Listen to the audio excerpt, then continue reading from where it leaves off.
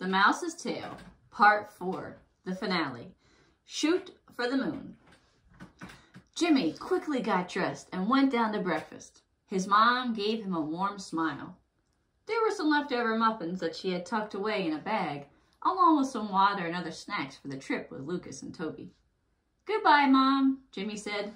"Wait a minute, get back here and give me a hug before you scurry off," Jimmy's mom said with a laugh. Jimmy hurried over and gave his mom a quick squeeze and a peck on the cheek before heading out the door. He was so excited. He ran so hard that when he arrived at the door of Mrs. M, he was out of breath. Boy, this was beginning to be a pattern. Mrs. M opened the door, not startled this time. She could clearly see that Jimmy was excited, not frantic, which eased her heart. Once inside, his breath fully back to normal, he wrapped his arms around Mrs. M. Thank you for supporting me and standing up for me and talking to my mom. I think I'm going to like school now," Jimmy said warmly. "You are so welcome, Jimmy. You are smart and you deserve to know and to feel that. You and your mom are going to do great. Remember, your mom loves you very much," Mrs. M explained. "I know, you are right," Jimmy said with a warm smile. "Jimmy, you're finally here," Lucas said, practically bouncing up and down. "What do you mean, finally? It's 20 minutes until 8. I'm early," Jimmy said with a laugh. "Jimmy, are you ready for an adventure?" Toby explained, with a wide grin. How good it was to be with his friends.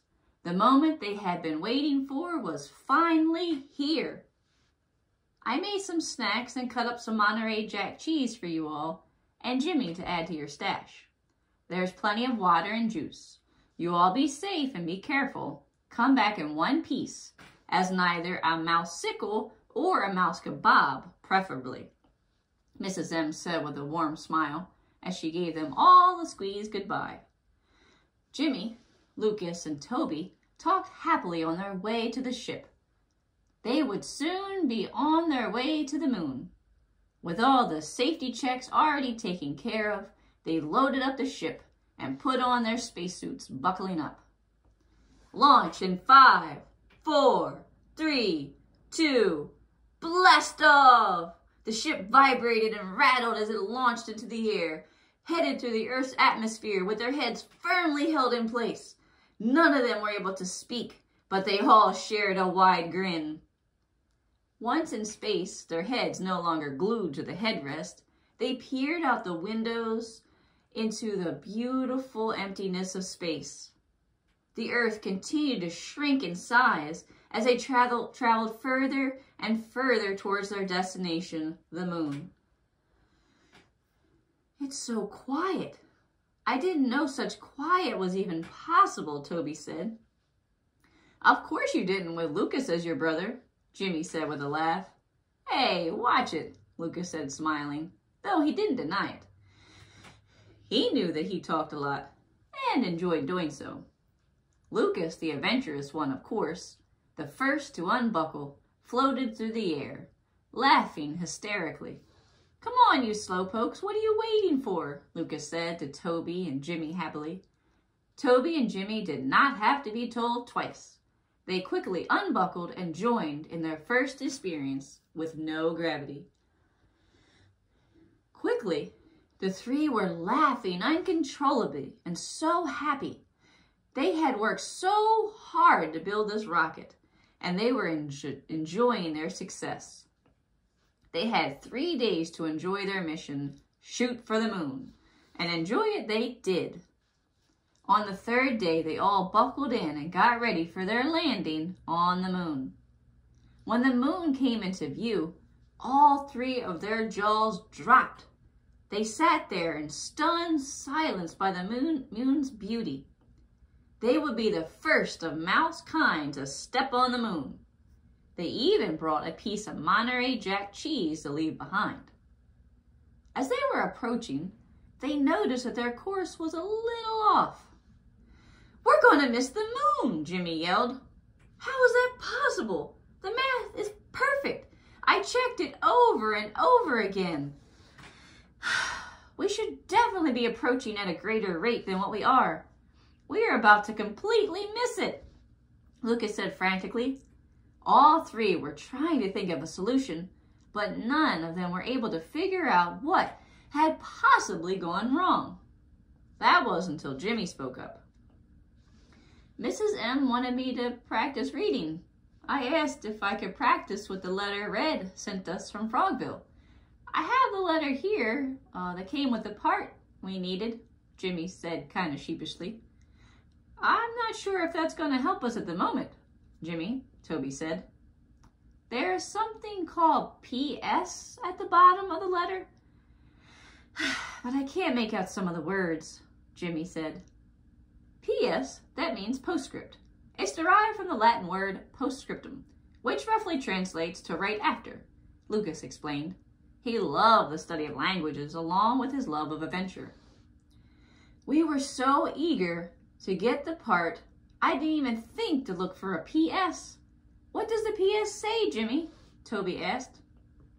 It says, it is important to... I can't read the word, Jimmy said, frustrated. It's okay, Jimmy. Let me see, Toby said kindly. It is important to calibrate the electrical power subsystem for the size of your ship to make sure the navigation system will be accurate. Without calibration, coordinates may not be reached, Toby said as his mouth dropped to the floor. Oh boy, how could we miss such an important postscript? All the system checks, safety checks. We literally missed the one most important thing at the bottom of a letter? Oh boy, Lucas said, shoulders dropping in a sigh. We said we would shoot for the moon. We did not exactly say we would land on the moon, Jimmy said. All three burst out laughing.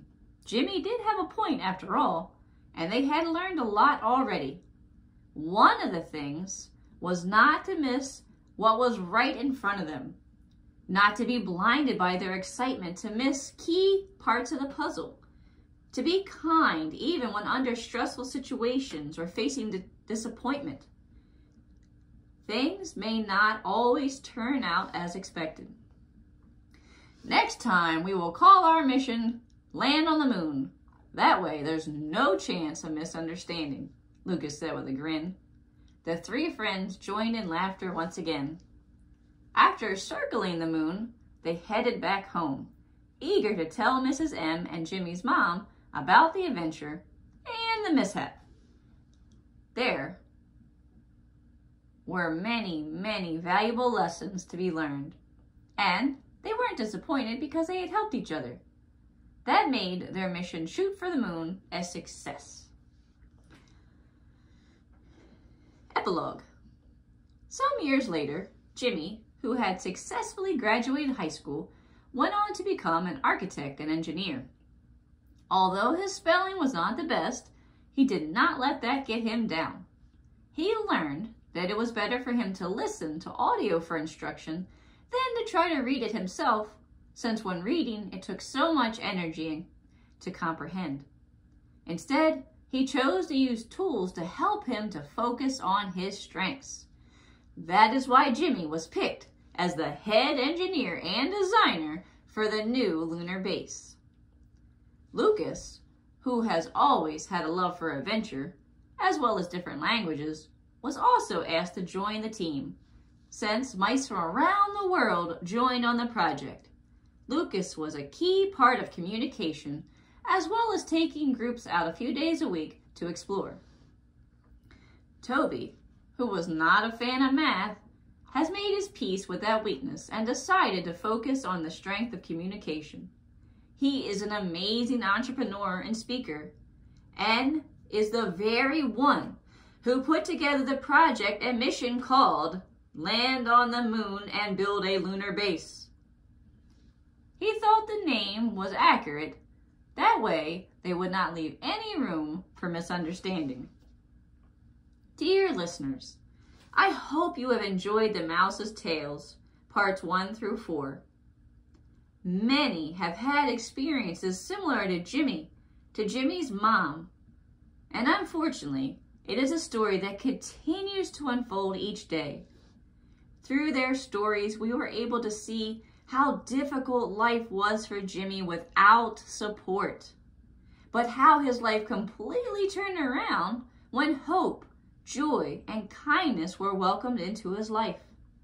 Please, if you can be a source of support for anyone struggling with dyslexia or any type of learning difference, do not turn the other cheek.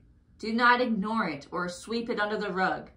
Instead, choose to be a rock to make a difference in that person's life, helping them to see that they are not broken and that they do indeed matter. From Mouseville, we all say thank you for listening, and we hope you have enjoyed our story.